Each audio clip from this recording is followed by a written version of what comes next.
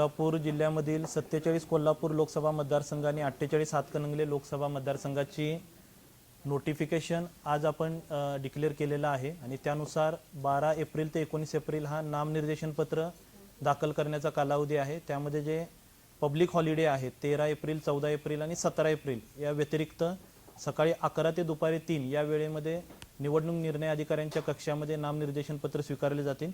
आज रोजी 47 कोल्हापूर लोकसभा मतदारसंघातून 27 उमेदवारांनी 70 नामनिर्देशन फॉर्म नेलेले आहेत आणि आज दुपारी 3 वाजेपर्यंत एकही नामनिर्देशन पत्र दाखल झालेलं नाही। 48 हातकणंगले लोकसभा मतदारसंघातून आज अखेर 36 उमेदवारांनी 67 नामनिर्देशन फॉर्म नेलेले आहेत आणि त्यापैकी आज दुपारी 3 वाजेपर्यंत एक उमेदवारांनी अर्ज दाखल केलेला आहे। जिल्ह्यामध्ये दोन्ही लोकसभा मतदारसंघामध्ये 37,45,295 मतदार आहेत। यामध्ये PWD वोटर्स आहेत, दिव्यांग मतदार दोन्ही मतदारसंघामध्ये 31,375 आहेत।